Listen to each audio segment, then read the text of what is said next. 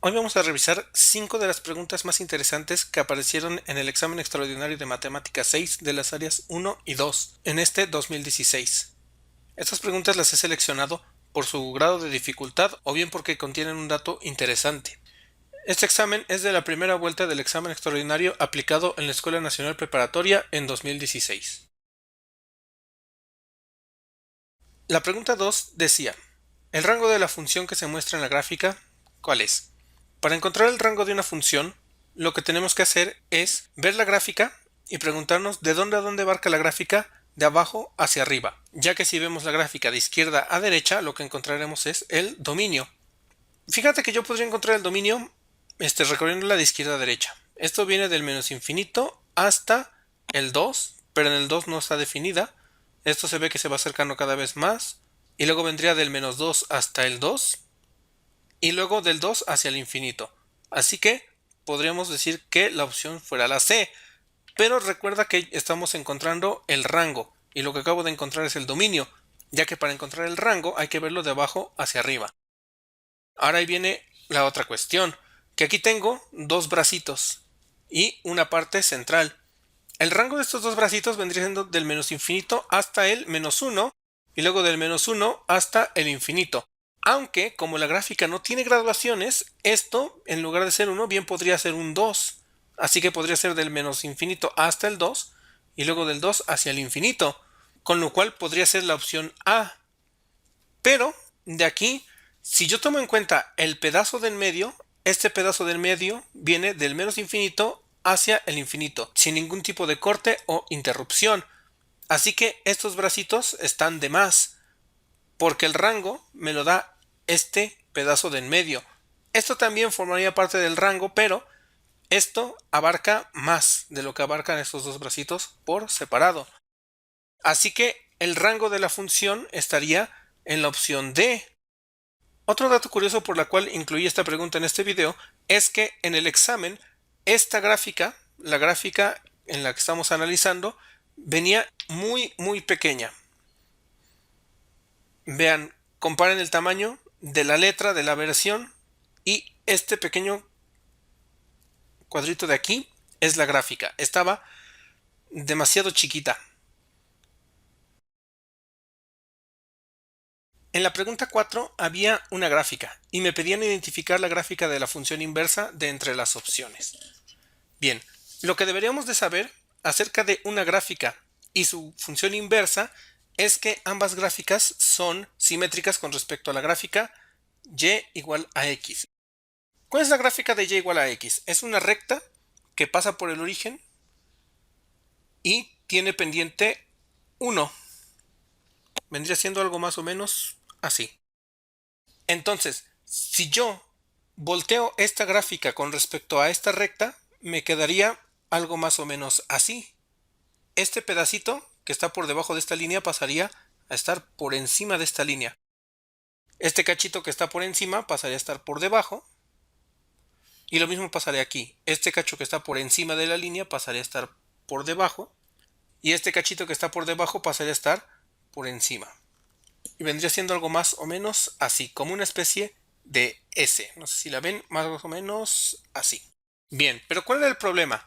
El problema es que, aún sabiendo esto, se complicaba la cuestión porque en el inciso B y en el inciso D tenemos dos gráficas que son muy parecidas a lo que estamos buscando. Aquí, ¿cuál era la opción correcta? Bien, me tenía que fijar que aquí en la gráfica original esto tarda un poco en despegar, en elevarse. O sea, aquí como que se mantiene al ras del suelo y luego empieza a subir. Así que este cachito de aquí debería de mantenerse también un poquito pegado al eje de las yes antes de empezarse a levantar. Por lo tanto, la gráfica que estoy buscando debería ser un poco más alta en este pedazo. ¿Sí? Y aquí tengo la opción B y la opción D. ¿Cuál es más alta? La opción D. Pero, aún así, para estar seguros, vamos a fijarnos que en el inciso B, si yo trazara una recta, x igual a y, usualmente cuando saco las inversas, estas suelen chocar en la recta en el mismo punto. O sea, que si yo aquí trato de sacar igual a inversa, vendría siendo una gráfica más o menos así. Y vean cómo aquí pasa por este punto, que sería el 1,1. Mientras que acá en la original no pasa por el 1,1, sino que pasa casi en el 2,2. Que si yo en la opción D trata de hacer lo mismo, pues vendría siendo algo más o menos así. Y vean cómo las gráficas se cruzan aquí, en el casi 2,2, no en el 1,1. Por lo tanto, la opción correcta debería estar aquí en el inciso D. La cuestión era que yo podía, estando en el examen, rayar el examen. Directamente venirme a las opciones, trazar mi línea y sacar las gráficas inversas directamente de estas dos opciones que estaban en conflicto para comparar con esta gráfica de acá. Sí se puede rayar un examen en un extraordinario, dado que no te dejan sacar hojas aparte. Lo único que sí ten cuidado de no rayar es la hoja de las respuestas. Así que directamente pudiste haber graficado esta función en estas dos opciones y la que fuera simétrica. Ya nada más te tenías que basar en la cuadrícula. En la pregunta 9 aparecía un límite que no era sencillo de resolver. Para nada. Resolver este límite por métodos algebraicos necesitas mucha experiencia y mucho conocimiento. Además de utilizar una de las aplicaciones de la derivada, que sí se puede utilizar en un examen extraordinario, de hecho yo en mis cursos la enseño, es la regla del L'Hopital, pero en el curso formal, en el curso que viene marcado en el programa de la Escuela Nacional Preparatoria, ese tema no se da. Así que si no se da ese tema, tú teóricamente no puedes resolver este límite. Así que la única forma de poderlo resolver es sabiendo la teoría que viene detrás de este límite. No es un límite como cualquier otro límite que hayas visto. Este límite es más bien una definición. Y te lo voy a poner así. El límite, cuando x tiende a infinito, de 1 más 1 entre x elevado a la x, este límite, por definición, es como encontramos al número e. El número e se define a través de este límite. Y luego, a través de otros procesos, cuando yo tengo el límite, cuando x tiende a infinito, de 1 más cualquier cosa entre x elevado a la x, este límite va a ser equivalente a tener e elevado a la n.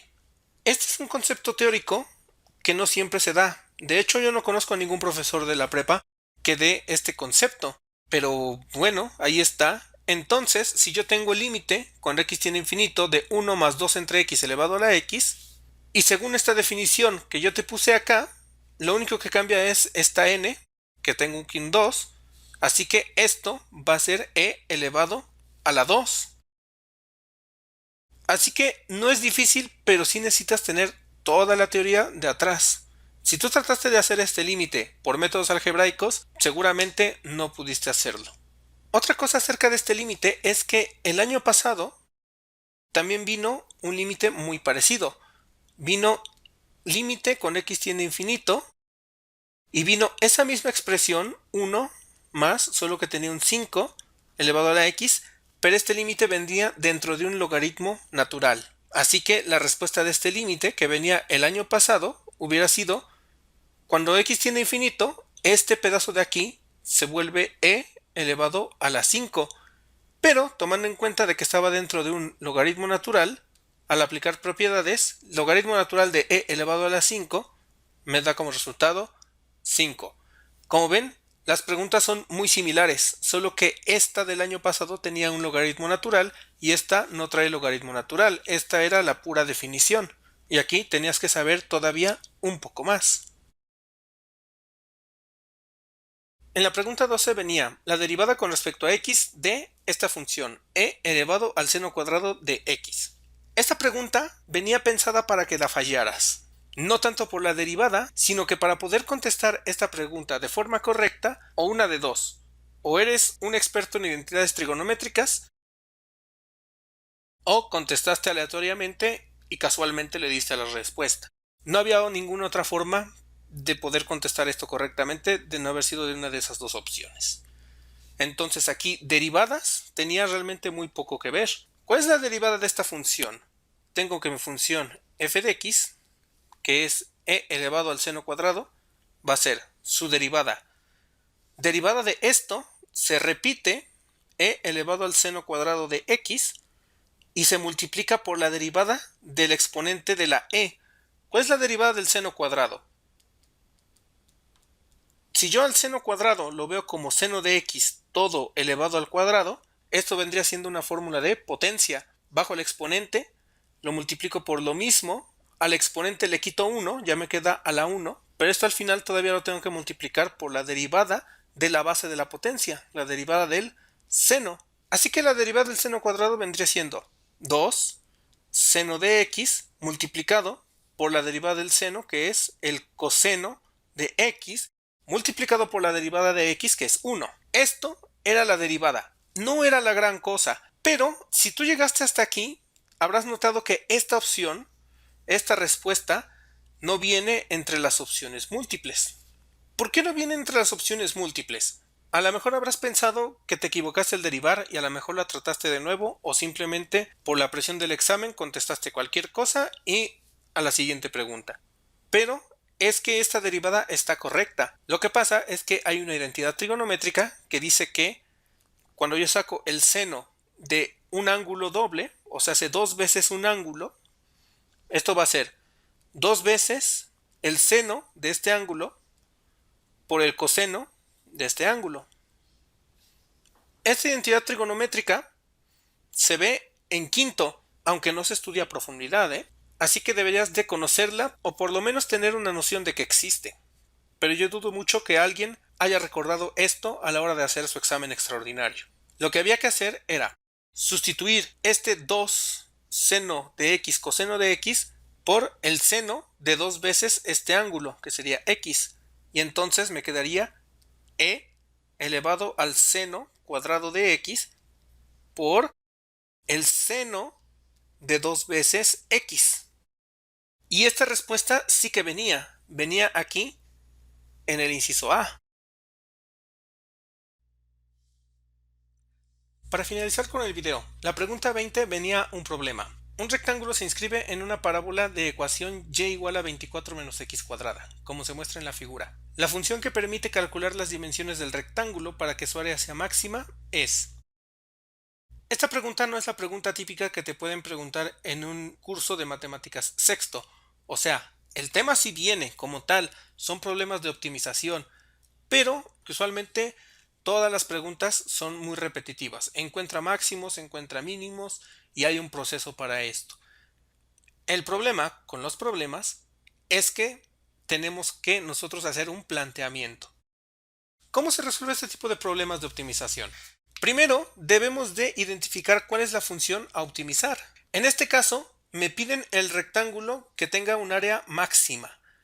Entonces, aquí la función a optimizar va a ser la función área. ¿Cómo encuentro yo el área de un rectángulo? La fórmula es fácil, base por altura. Así que este rectángulo tiene una base y tiene una altura. ¿Cómo encuentro la base? Yo podría poner aquí, pues que la base sea x y que la altura sea y, por ejemplo. Bueno, esto podría funcionar, pero aquí a mí no me conviene tener esto como x, por una razón que voy a explicar ahorita, sino que x lo voy a tomar como la mitad. La mitad de la base del rectángulo va a ser x, por lo tanto, la base entera va a terminar siendo 2 veces x. ¿Por qué tomo la base del rectángulo como 2x y no completa como una sola x? Esto es debido a que la altura del rectángulo está determinada por la función 24 menos x cuadrada. Entonces, para determinar yo la altura de este rectángulo, tengo que evaluar esta función en una x. ¿Cuál va a ser la x? Pues lo que sea que esté aquí, que precisamente es la distancia que hay del 0 hasta este punto, que es esta x. Por eso es que escogí a esta distancia como x y no a la distancia de la base completa del rectángulo como x, porque esta x la necesito para calcular la altura del rectángulo. Entonces, ¿cómo me queda el área? el área, que termina siendo base por altura, la base es 2x multiplicado por la altura, que es y. Hay que sustituir esta y por esta función que tengo acá.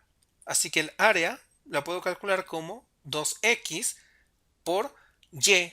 La y está determinada por 24 menos x al cuadrado.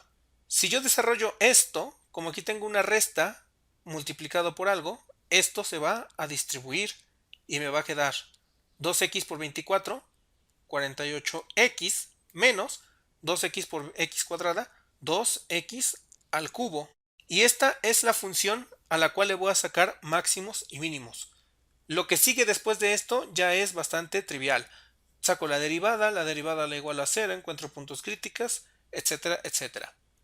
Pero no me piden encontrar el área máxima, simplemente me piden el modelo matemático que me ayude a encontrar el área de este rectángulo para que su área sea lo más grande posible. Por lo tanto, el trabajo ya está concluido y podríamos decir que la opción correcta estaba aquí en el inciso B. Si tienes alguna duda, por favor no olvides dejarla aquí abajo en la caja de comentarios. No se te olvide indicar el minuto y el segundo en el cual surgió tu duda. Recuerda que este video también lo puedes complementar con otro video que grabé hace 2 años que se llama Cómo resolver un extraordinario de matemáticas sexto, área 1 y 2. Ese video te lo dejo aquí en la descripción. Y como siempre puedes encontrar la presentación de este video en la descripción.